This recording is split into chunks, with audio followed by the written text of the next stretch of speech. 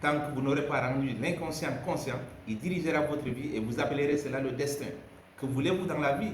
Avoir de l'argent, avoir une renommée, réaliser vos rêves les plus fous, ou juste survivre dans un monde en perpétuel changement? Alors vous faites partie des vaincus, ceux-là qui sont en train de se plaindre tout le temps. Si vous ne descendez pas manifester dans la rue, vous allez manifester dans votre cœur. Vous allez être une proie pour la jalousie, car vous avez confié la clé de votre joie, de votre bonheur à votre semblable. Peu importe ce que vous cherchez dans la vie, les gens l'ont déjà obtenu. Ils ont écrit des livres que vous ne lisez pas. Vous ne savez même pas où se trouve la librairie la plus proche de vous. C'est lui-là dont on vous parle. Il a obtenu tout ce que nous venons de citer. La puissance, la richesse, le savoir, la célébrité, la renommée. Il a obtenu tout ça. Et écoutez ce qu'il nous dit. Ma quête à l'extérieur de moi a longtemps duré. J'ai vécu longtemps en dehors de moi. Je suis devenu une proie certaine de mes pensées. Je suis devenu mes pensées. Vous devenez vos pensées. Il nous dit que vous êtes unique au monde. Si vous ignorez, vous allez vous créer des adversaires inutiles. Il n'y a qu'un seul chemin, et c'est votre chemin. Malheur à ceux qui vivent selon des modèles. Ils cherchent à vivre la vie de leur modèle. Et à la fin, ils ne seront jamais comme leur modèle. Et puis encore, ils ne seront jamais eux-mêmes. Les principes, ils sont universels. Mais votre chemin à vous ne se trouve dans la bouche d'aucun gourou, ne se trouve dans aucun livre. C'est vous qui créez votre chemin en utilisant les principes universels, mais pas en les violant. Vous allez me dire où se trouvent les principes. Lisez les livres des hommes à succès. Vous allez découvrir les principes pour créer votre chemin.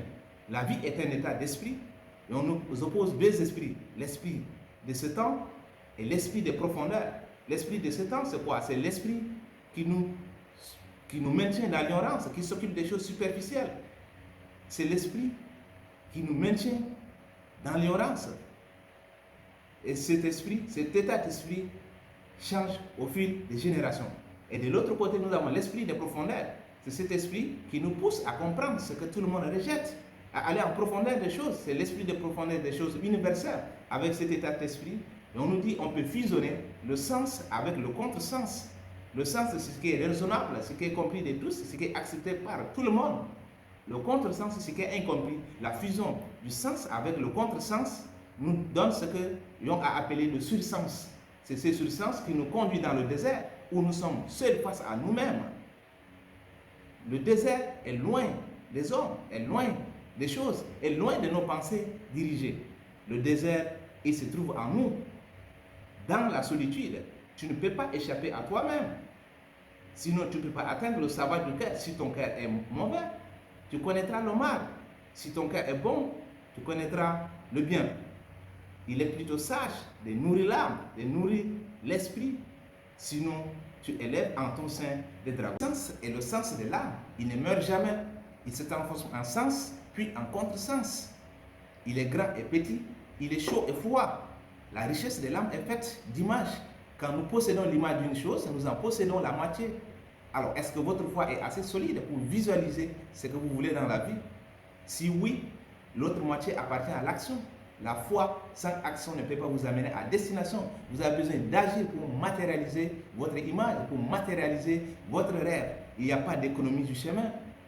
Et on nous dit clairement que vous devez vous détourner de vos vertus, tout comme vos vices. L'esclave des vertus trouve aussi peu son chemin que l'esclave des vices. Suivez, cherchez votre unicité sans toutefois oublier que les lois contraignent l'homme à être unique. Nous terminons ce petit résumé avec cette phrase de Jung qui dit: si tu penses que l'endroit où réside l'âme n'existe pas, alors il n'existe pas. Mais si tu penses qu'il existe, alors il existe. C'est exactement ce que Henry Ford nous a dit. Que vous pensez être capable ou ne pas être capable, dans les deux cas, vous avez raison. La parole est un acte créateur, personne n'a besoin de vous apprendre ça. Retenez ceci, ce n'est pas votre physique, ni la couleur de votre peau qui détermine qui vous êtes, mais la couleur de vos pensées. Alors, si vous voulez vous comprendre vous-même et être le maître de votre vie, commencez à lire et nous vous donnons rendez-vous pour le prochain résumé.